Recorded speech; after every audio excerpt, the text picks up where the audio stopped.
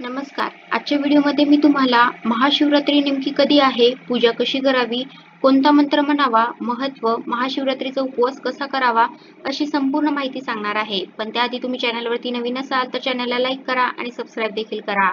कमेंटमध्ये श्री स्वामी समर्थ किंवा ओम नमः शिवाय लिहायला विसरू नका. लवकरच महाशिवरात्री जवळ येते. आपल्या सर्वांना माहिती आहे की महाशिवरात्रीचा सण हा भगवान शंकराला समर्पित आहे. अनेक शिवभक्त महाशिवरात्रीची आवर्जून वाट पाहत असतात. कारण देवांचे देव आणि तिन्ही लोकांचे स्वामी महादेवांचा हा सर्वात मोठा उत्सव असतो.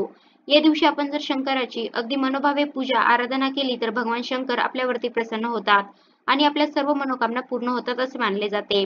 महादेवांच्या भक्तांसाठी तर महाशिवरात्रीचा दिवस अतिशय महत्त्वपूर्ण असतो.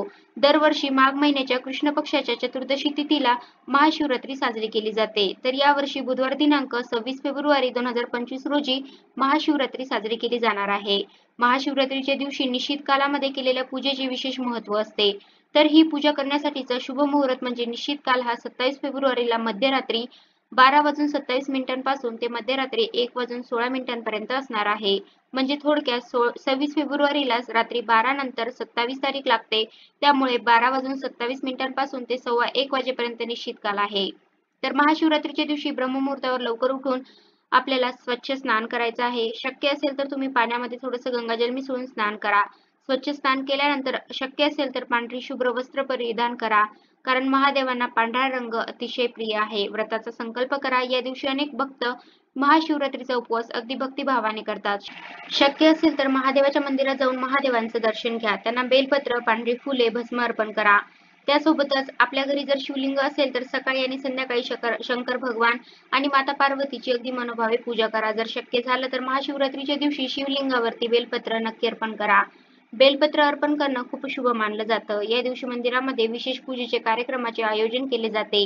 या दिवशी ओम नमः शिवाय या मंत्राचा जप मात्र अवश्य करा किंवा तुम्ही महामृत्युंजय मंत्राचा जप देखील करू शकता. कारण महादेवांना भोळा शंकर असं म्हटलं जातं. कारण ते आपल्या साध्या सुध्या पूजेने सुद्धा आपल्यावरती प्रसन्न होतात आणि इच्छित फळ देतात. तसेच या दिवशी रात्रभर जागरण करून शिवपुराणाचे पठण करतात. महाशिवरात्रीचे व्रत मनोभावे केल्यास विशेष फळ मिळते असे म्हणतात. धार्मिक मान्यतेनुसार या दिवशी भगवान शंकर आणि माता पार्वतीचा विवाह झाला होता.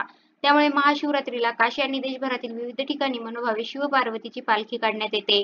यात्रा भरवण्यात येते. पौराणिक कथेनुसार माता पार्वतीने भगवान शिवाला पतिरूपात मिळवण्यासाठी कठोर तपस्या आणि विशेष पूजा आराधना केली होती. या व्रताचे फळ म्हणून महाशिवरात्रीच्या दिवशी भगवान शिवाने माता पार्वतीशी विवाह केला होता. यामुळे महाशिवरात्रीचा दिवस अत्यंत महत्त्वाचा आणि पवित्र मानला जातो.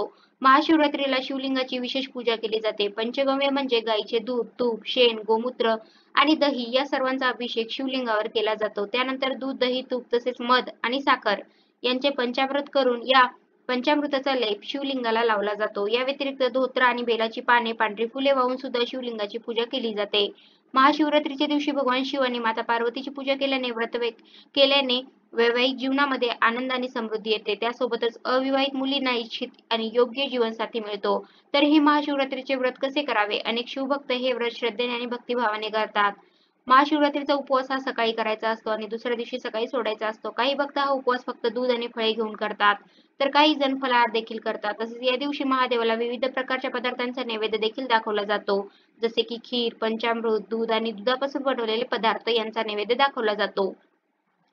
विवाहित महिलांसाठी सुद्धा हा महाशिवरात्रीचा दिवस अत्यंत खास आहे. महिलांनी सुद्धा देवी पार्वतीला मेकअपचे सर्व साहित्य किंवा शृंगाराचे सर्व साहित्य अर्पण करावे. महाशिवरात्रीला बेलपत्र, भांग आणि धतुरा शिवलिंगावरती अर्पण करणे अत्यंत शुभ मानले जाते. त्यासोबतच संपूर्ण शिवपरिवाराची सुद्धा पूजा करणं अतिशय महत्त्वाचं आहे. त्यामध्ये भगवान गणेश, भगवान कार्तिकेय, भगवान शिव आणि माता पार्वती आणि नंदी महाराज यांची पूजा करून त्यांना वस्त्रे अर्पण केल्याने विशेष फळ प्राप्त होते.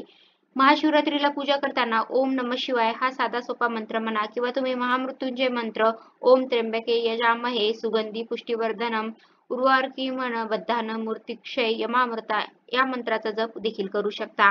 त्यासोबतच या दिवशी रुद्राभिषेक करणं देखील विशेष फलदायी मानलं जातं. त्याचं फळ आपल्याला हजारो पटीने मिळतं अशी मान्यता आहे. अशा प्रकारे भगवान शंकर आणि माता पार्वतीची जर आपण या दिवशी मनोभावे पूजा केली तर महादेवांचा आशीर्वाद आपल्याला प्राप्त होतो. पार्वतीची पूजा केल्याने संकटाचा अंत होतो, जीवनामध्ये सुख समृद्धी येते, सौभाग्यामध्ये वाढ होते. त्यामुळे तुम्ही पण येत्या महाशिवरात्रीला भगवान शंकराची आणि माता पार्वतीची पूजा मनोभावे करा. याचे फळ तुम्हाला नक्कीच मिळेल. तर अशा प्रकारे आजच्या व्हिडिओमध्ये मी तुम्हाला महाशिवरात्रीची संपूर्ण माहिती सांगण्याचा प्रयत्न केला आहे. कसा वाटला तुम्हाला माझा आजचा व्हिडिओ कमेंट करून नक्की सांगा. धन्यवाद.